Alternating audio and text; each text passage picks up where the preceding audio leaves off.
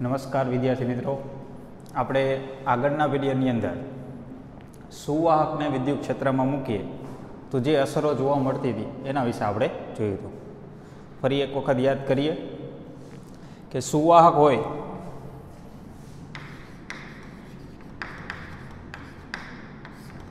એને આપણે વિદ્યુત ક્ષેત્રમાં મૂકીએ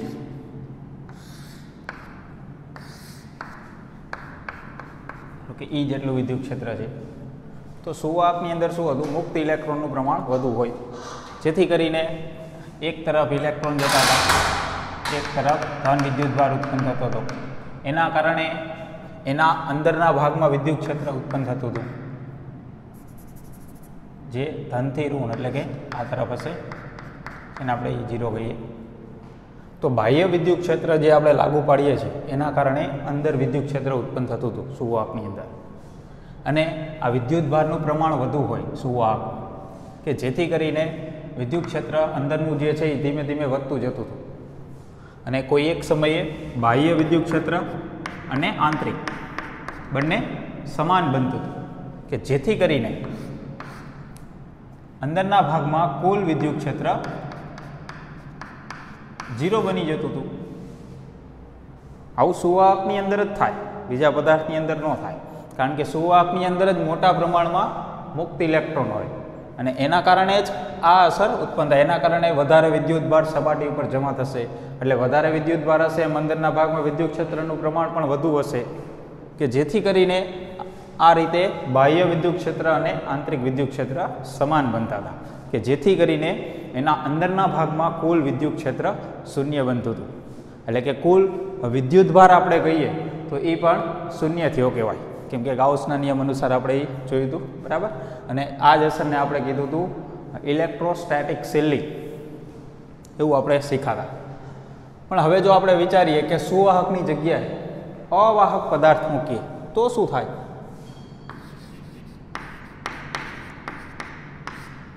અવાહકને ડાયઇલેક્ટ્રિક પદાર્થ પણ કહેવાય.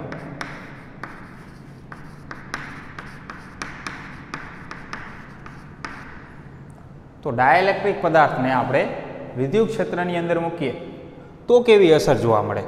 તો કે ધારો કે કોઈ એક ડાયઇલેક્ટ્રિક પદાર્થ આપણે વિચારીએ, એને આપણે વિદ્યુત ક્ષેત્રની અંદર મૂકીએ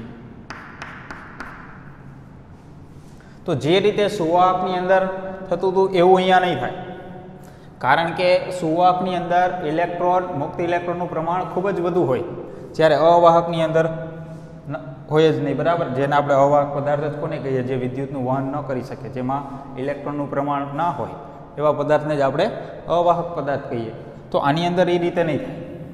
અહીંયા વિદ્યુત ક્ષેત્રની અસરના કારણે જે અણુઓ છે એને ખેંચશે, એના ઉપર બળ લાગશે અણુઓ ઉપર, અને એના કારણે અહીંયા ડાયપોલ રચાશે.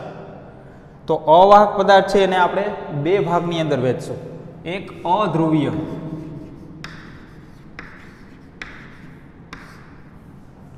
તો અધ્રુવીય ડાયઇલેક્ટ્રિક પદાર્થ એટલે શું? તો કે અમુક અણુઓની રચના એવી છે કે જેના કેન્દ્ર હોય એ એકબીજા ઉપર સંપાત થાય, જેમ કે હાઇડ્રોજન છે, ઓક્સિજન છે, આવા જે છે અણુઓ. આના ધારો કે આપણે બે હાઇડ્રોજનની રચના વિચારીએ તો એક હાઇડ્રોજનનો અણુ છે અને બીજો હાઇડ્રોજનનો અણુ છે, તેના કેન્દ્રો સંપાત થતા હોય. તો સંપાત થાય એના કારણે શું થાય કે ધારો કે આપણે એવું વિચારીએ કે એક પ્લસ આયન છે અને એક માઇનસ આયન હોય, તો આ બે વચ્ચે ધારો કે ડી જેટલું અંતર હોય અને ક્યુ જેટલો વિદ્યુતભાર હોય, તો ડાયપોલ મોમેન્ટ કેટલી કહેવાય? ક્યુ ઇન્ટુ ડી, વિદ્યુતભાર ગુણ્યા બે વચ્ચેનું અંતર, જેને આપણે ડાયપોલ મોમેન્ટ કહીએ. પણ એવું અહીંયા રચાશે જ નહીં અધ્રુવીયની અંદર, કારણ કે અણુઓ જે છે એના જે કેન્દ્રો જે છે એકબીજા ઉપર સંપાત થયેલા હોય, સીમિત હોય એકબીજાથી, બરાબર. એ રીતે આપણે કહી શકીએ. એટલે કે અહીંયા કોઈ ડાયપોલ મોમેન્ટ રચાશે નહીં. એટલે કે અધ્રુવીય અણુની જો આપણે વ્યાખ્યા કેવી હોય તો આપણે એવું કહી શકીએ કે જે અણુઓ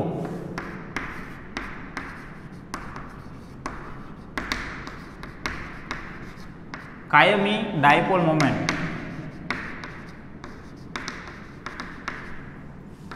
ન ધરાવતા હોય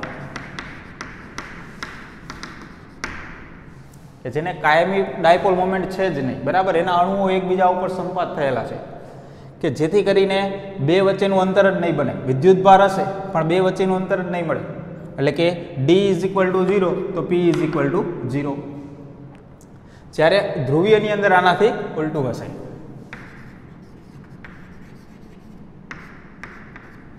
ધ્રુવીયના આપણે અમુક ઉદાહરણ કહીએ તો HCl, H2O આ રીતે આપણે કહી શકીએ કે એની અંદર આ રીતે નહીં હોય, એમાં અણુઓ અમુક અંતરે હશે એકબીજાથી, બરાબર. ધારો કે H અને Cl ની આપણે ચર્ચા કરીએ તો H નો અણુ અને Cl નો અણુ, આ પરમાણુ, આ બંને પરમાણુ વચ્ચે અમુક અંતર હશે. એ જ રીતે આપણે ઓક્સિજનમાં અને હાઇડ્રોજનની ગોઠવણી કરીએ તો આ રીતે કંઈક હશે, બરાબર, H2O માટે. તો એની અંદર બે ડાયપોલ રચાશે આ રીતે, કેમ કે અહીંયા પ્લસ હશે, અહીંયા -2 હશે, બે ડાયપોલ રચાશે. તો આ રીતની ગોઠવણી હશે એમાં, બરાબર. આપણે અણુઓની ગોઠવણી કરવી હોય તો આપણે આ રીતે દોરી શકીએ. હાઇડ્રોજનની અંદર આપણે આ રીતે દોરી શકીએ.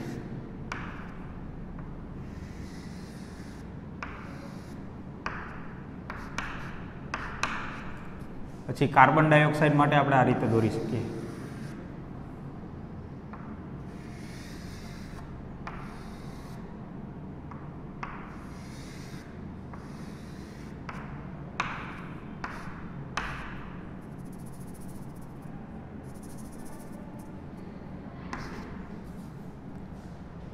એ જ રીતે આપણે HCl માટે અને H2O માટે જે રીતે આપણે દોર્યું છે એ રીતે એમાં પણ આવી રચનાઓ જોવા મળશે.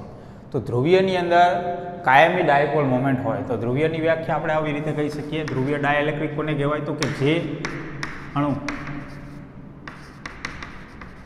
કાયમી ડાયપોલ મોમેન્ટ ધરાવે એને આપણે ધ્રુવીય કહીશું. અહીંયા આપણે ધ્રુવીય અને અધ્રુવીય આ રીતે બે ભાગની અંદર આપણે ડાયઇલેક્ટ્રિક પદાર્થને વહેંચી દીધો.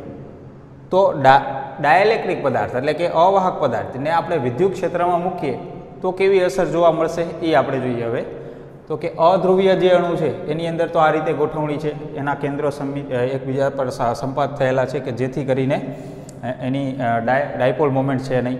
જ્યારે અહીંયા તો ડાયપોલ મોમેન્ટ છે, બે વચ્ચે અંતર પણ છે, બરાબર. તો વિદ્યુત ક્ષેત્રના કારણે શું થશે? તો આયનો જ છે. તો કોઈ પણ ધન કે ઋણ વીજભાર હોય એ વિદ્યુત ક્ષેત્રની અંદર આવશે કે જેથી કરીને એના ઉપર બળ લાગશે, અને ધન વિદ્યુત ભાર હશે એના ઉપર બળ વિદ્યુત ક્ષેત્રની દિશામાં લાગશે, ઋણ વિદ્યુત ભાર હશે એના ઉપર બળ વિદ્યુત ક્ષેત્રની વિરુદ્ધ દિશામાં લાગશે. તો અણુની અંદર એક પ્લસ હશે અને એક માઇનસ આયન હશે, બંને આયન ઉપર બળ વિરુદ્ધ દિશામાં લાગશે. વિરુદ્ધ દિશામાં લાગશે એટલે બંને અણુઓ ખેંચાશે, અને બંને અણુઓ ખેંચાશે એટલે બે વચ્ચે અંતર રચાશે. તો અધ્રુવીયની અંદર ડાયપોલ મોમેન્ટ નથી, છતાંય જે પ્લસ અને માઇનસ આયન હશે એ બંને આ રીતે આમ ખેંચાશે, એટલે કે બે વચ્ચે અંતર રચાશે. અંતર રચાશે એટલે કે એની અંદર પણ ડાયપોલ મોમેન્ટ ઉત્પન્ન થશે. અને જ્યારે આમાં તો ડાયપોલ મોમેન્ટ છે જ, તો આમાં શું થશે? તો ખરેખર આપણે આમ વિચારીએ તો રચના અધ્રુવીયની અંદર અને ધ્રુવીયની અંદર, અધ્રુવીયની અંદર આ રીતે અણુઓ આવી રીતે ગોઠવાઈ જશે. જે બાજુ વિદ્યુત ક્ષેત્ર હશે એ બાજુ ધન આયન ખેંચાશે, કેમ કે એના ઉપર બળ વિદ્યુત ક્ષેત્રની દિશામાં લાગશે, અને જે ઋણ આયન છે એને વિદ્યુત ક્ષેત્રની વિરુદ્ધ દિશામાં બળ લાગશે એટલે આ બાજુ ખેંચાશે, એટલે બે વચ્ચેનું અંતર રચાશે. આવી રીતે એક અણુની અંદર નહીં, બધા અણુની અંદર થશે, અને બધા અણુઓ આ રીતે ખેંચાશે, બરાબર. બધા અણુઓ આ રીતે ગોઠવાશે, અને બધાની અંદર ધન વીજભાર જે છે એ વિદ્યુત ક્ષેત્રની દિશામાં જશે, અને ઋણ વિદ્યુતભાર જે છે એ વિદ્યુત ક્ષેત્રની વિરુદ્ધ દિશામાં હશે. ધ્રુવીયની અંદર કેવું થાય? ધારો કે ધ્રુવીય પદાર્થની આપણે રચના વિચારીએ તો પ્લસ અને માઇનસ આયન એ આ રીતે ડાયપોલ મોમેન્ટ તો ધરાવતા જ હોય, પરંતુ અસ્તવ્યસ્ત ગોઠવણી હોય. એના અણુઓ જે છે એની જે ડાયપોલો છે એ બધી અસ્તવ્યસ્ત ગોઠવાયેલી હોય. જો દરેક અણુની સ્વતંત્ર ડાયપોલ મોમેન્ટનો આપણે સરવાળો કરીએ, ધારો કે એક અણુની ડાયપોલ મોમેન્ટ P1, બીજાની P2, બીજાની P3, બરાબર, આ રીતે બધાનો સદિશ સરવાળો કરીએ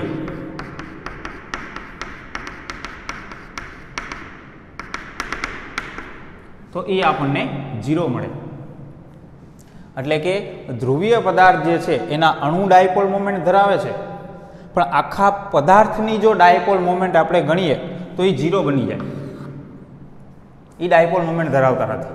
જ્યારે અધ્રુવીયમાં તો અણુ જ ડાયપોલ મોમેન્ટ નથી ધરાવતો, તો પદાર્થ તો ડાયપોલ મોમેન્ટ ધરાવે જ નહીં, બરાબર. પણ વિદ્યુત ક્ષેત્ર આપણે લાગુ પાડશું તો એની ગોઠવણી પણ કંઈક આવી થઈ જશે. માઇનસ અને પ્લસ આયનો છે એ આ રીતે વ્યવસ્થિત ગોઠવાઈ જશે એક જ લાઇનની અંદર.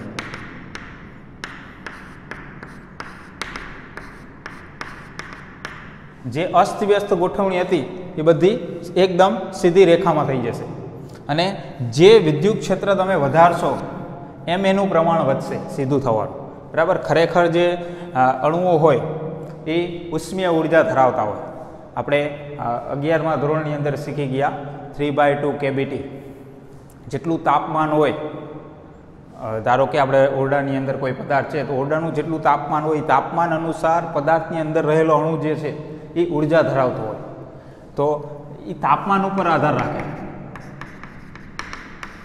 તાપમાન કેટલું છે, અને એ ઉર્જા જે છે એની એ સ્થિર અવસ્થામાં નહીં રાખી શકે, અણુને સતત પોતાના સ્થાનની આસપાસ દોલનો કરાવશે, એટલે કે સ્થિર નહીં રહી શકે.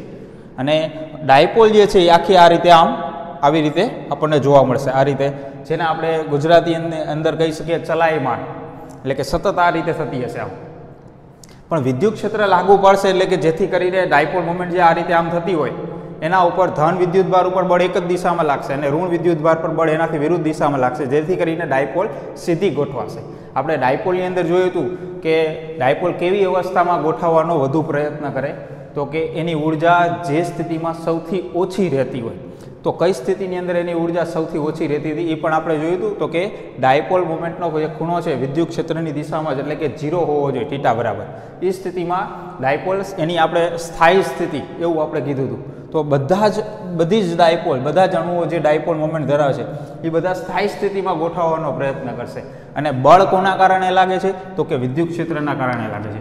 તો આપણે વિદ્યુત ક્ષેત્ર વધારતા જશું એમ બળની કિંમત એ વધતી જશે, એટલે કે અણુઓ ઉપર જે બળ લાગે છે એ વધતું જશે. એટલે જેટલું પ્રબળ વિદ્યુત ક્ષેત્ર આપણે લાગુ પાડશું એટલી ડાયપોલ વધારે સીધી ગોઠવાશે, બરાબર. એટલે કે આ જે અસ્તવ્યસ્ત રહે છે એ વધારે સીધી ક્યારે ગોઠવાશે, તો કે વિદ્યુત ક્ષેત્ર જેટલું પ્રબળ આપણે કરશું એના ઉપર એ આધાર રાખશે. એટલે કે આપણે ડાયરેક્ટ એવું કહી શકીએ ડાયપોલ મોમેન્ટ જે છે એ વિદ્યુત ક્ષેત્રના સમપ્રમાણમાં હોય. એટલે કે વિદ્યુત ક્ષેત્ર વધારીએ એમ ડાયપોલ મોમેન્ટ વધે. એટલે કે અહીંયા આપણે ડાયપોલ મોમેન્ટ કઈ રીતે ગણી શકશું હવે, તો કે ધન વિદ્યુતભાર એક તરફ છે, ઋણ વિદ્યુતભાર એક તરફ છે. તો આ જે પદાર્થની સપાટી છે આ બાજુ ધન વિદ્યુતભાર રહેશે, અને આ બાજુની જે સપાટી છે ત્યાં ઋણ વિદ્યુતભાર રહેશે.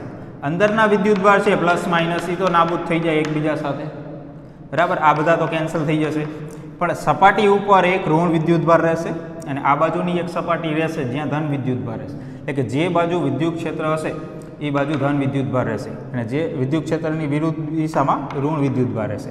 એટલે કે અવાહક પદાર્થ જે છે એની સપાટી ઉપર આપણને વિદ્યુતભાર જોવા મળશે વિદ્યુત ક્ષેત્રની અંદર મૂકશું પછી, બરાબર. તો એ જે વિદ્યુતભાર આપણને જોવા મળશે એ વિદ્યુતભારને આપણે કહીશું બદ્ધ વિદ્યુતભાર,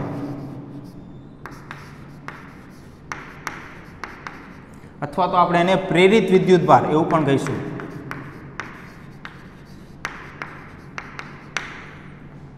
અથવા તો આપણે એને પોલોરાઇઝ વિદ્યુતભાર,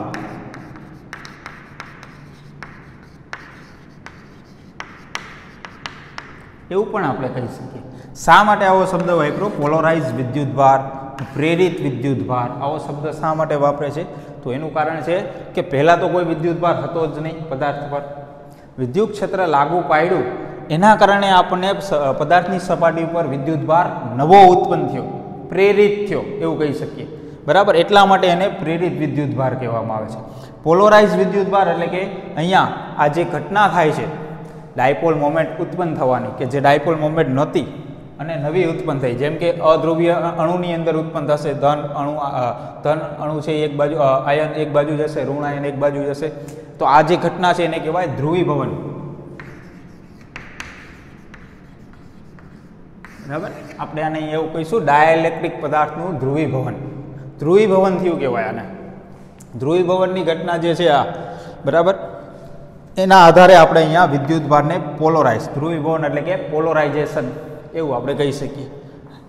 એટલા માટે અહીંયા આપણે પોલોરાઇઝ વિદ્યુતભાર એવું કહી શકીએ. અહીંયા પદાર્થની ડાયપોલ મોમેન્ટ આપણે ગણી શકીએ. આખા પદાર્થની ડાયપોલ મોમેન્ટ કેટલી હશે? જેટલો ઋણ વિદ્યુતભાર આ બાજુ જમા થશે એટલો જ ધન વિદ્યુતભાર આ બાજુ જમા થશે. બરાબર, એટલે કે બંને વિદ્યુતભાર સરખા હશે, એક પ્લસ છે એક માઇનસ છે.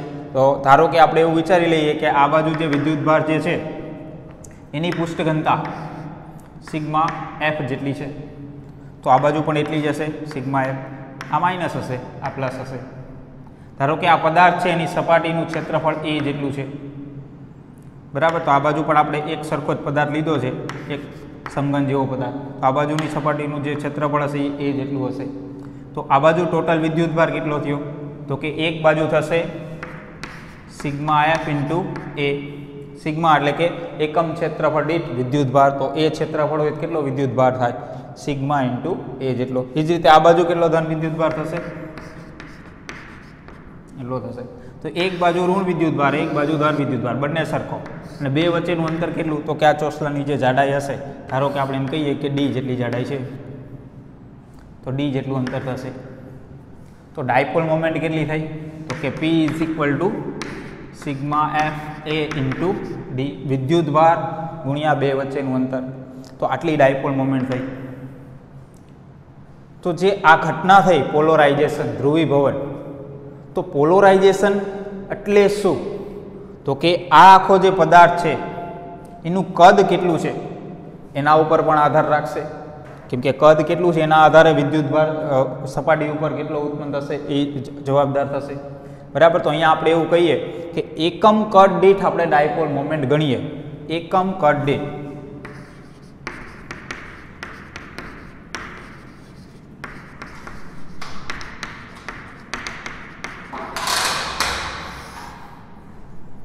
તો એને જ આપણે પોલોરાઇઝેશન કહીશું.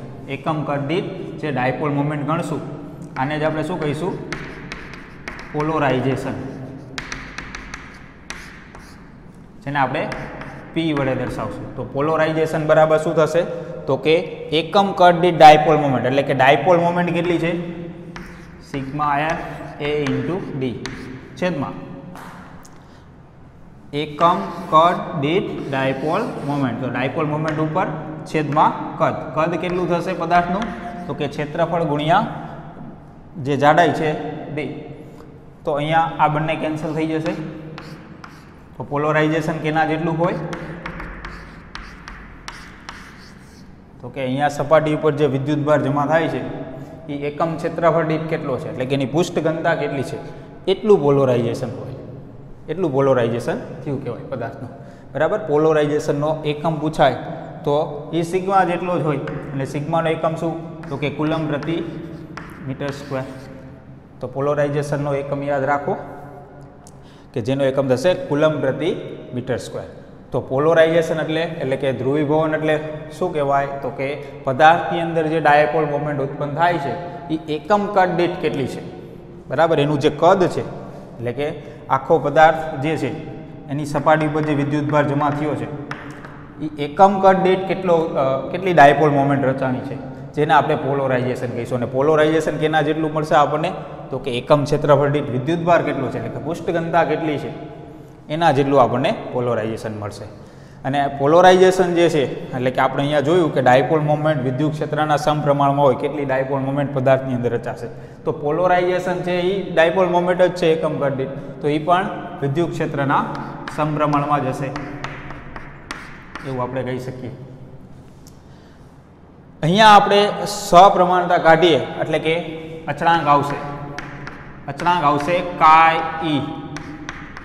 બરાબર, એક્સ જેવો જ સિમ્બોલ છે જેને આપણે કહીશું કાય.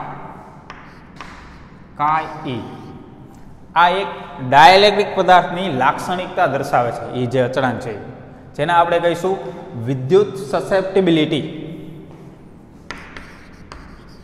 વિદ્યુત સસેપ્ટિબિલિટી.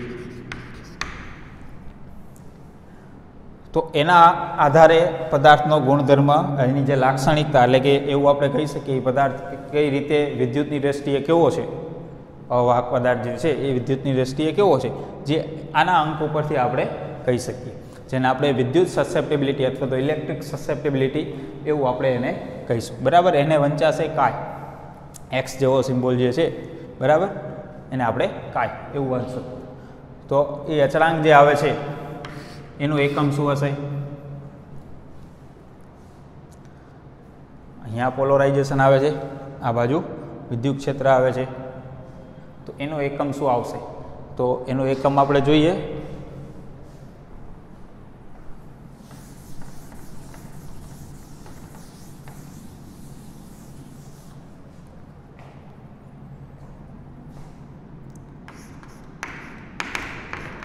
પીના છેદમાં ઈ આવું થશે.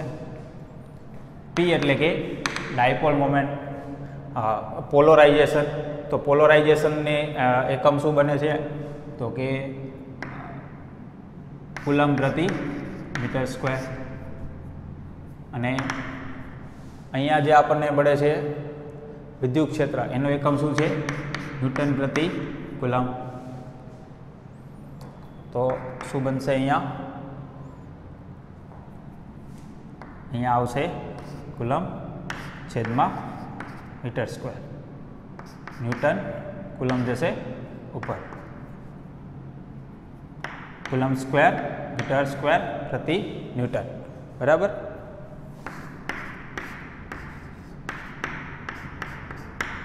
આ રીતે બનશે. તો આ રીતે આપણે એને વ્યાખ્યાયિત કરી શકીએ. પારિમાણિક સૂત્ર પૂછાય તો પારિમાણિક સૂત્ર પણ આપણે આના ઉપરથી બનાવી શકીએ. બરાબર.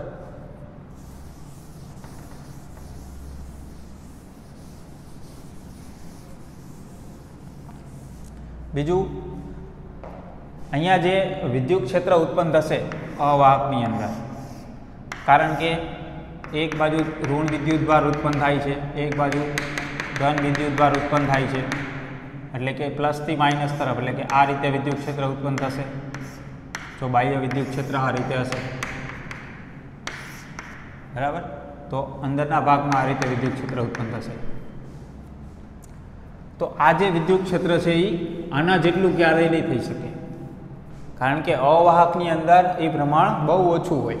વિદ્યુતભાર જે જમા થશે, બરાબર, એ પ્રમાણ બહુ ઓછું હોય, એટલે કે અંદરનું જે વિદ્યુત ક્ષેત્ર છે એ ક્યારે આના જેટલું નહીં થઈ શકે. એટલે કે અંદર અવાહક પદાર્થની અંદર જે રીતે આપણે સુવાહકમાં જોયું હતું કે અંદરના ભાગમાં વિદ્યુત ક્ષેત્ર શૂન્ય થઈ જાય, એવું આમાં નહીં થાય. કેમ કે અવાહક પદાર્થની અંદર મુક્ત ઇલેક્ટ્રોન હશે જ ને, એટલે કે અહીંયા અણુઓના કારણે આ વિદ્યુતભાર જમા થાય છે, જે હમણાં આપણે જોયું હતું કે કઈ રીતે ડાયપોલો ગોઠવાય. બરાબર. અને એના કારણે સપાટી ઉપર આ વિદ્યુતભાર પ્રેરિત થાય છે, જેને આપણે પ્રેરિત વિદ્યુતભાર, બદ્ધ વિદ્યુતભાર કહીએ છીએ. તો એનું પ્રમાણ એટલું બધું નહીં હોય, એટલે કે વધારે પ્રમાણમાં વિદ્યુત ક્ષેત્ર અંદરના ભાગમાં ઉત્પન્ન કરી શકે કે એ બાહ્ય વિદ્યુત ક્ષેત્ર જેટલું થાય, એવું અહીંયા નહીં બને. એટલે કે સુવાહકમાં જે ઘટના થતી હતી એ અવાહકમાં નહીં થાય. તો આ વિદ્યુત ક્ષેત્ર જે હશે અંદરના ભાગમાં એ કેટલું હશે? તો એની કિંમત જે છે એ કેમાં ભાગનું હશે એવું આપણે કહી શકીએ. કે એટલે શું? તો કે આપણે આ સમીકરણ છે એ આગળ પછી તારવશું, બરાબર, ત્યારે આપણે કેપેસિટરનો ટોપિક જોઈશું. કે એટલે કે ડાયલેક્ટ્રિક પદાર્થ, ડાયલેક્ટ્રિક અચળાંક, જે આપણે આગળ જોઈ ગયા હતા.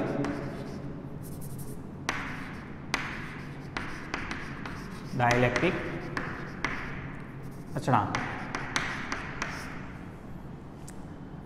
તો કેપિટલ કે અને કે ની કિંમત આપણે આ રીતે વ્યાખ્યાયિત કરી હતી, એપ્સિલોનના છેદમાં એપ્સિલોન 0, એટલે કે પરમિટિવિટી શૂન્ય અવકાશમાં અને માધ્યમમાં અને શૂન્ય અવકાશમાં બંનેનો ગુણોત્તર, જેને આપણે ડાયલેક્ટ્રિક અચળાંક કહીશું.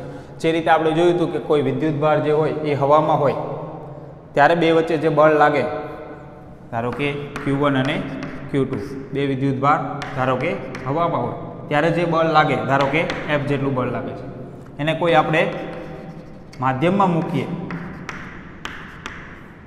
ત્યારે જે બળ લાગશે એ બળ હવામાં બળ લાગતું હોય એના કરતાં કેમાં ભાગનું થાય એવું આપણે ત્યાં ધાર્યું હતું, બરાબર.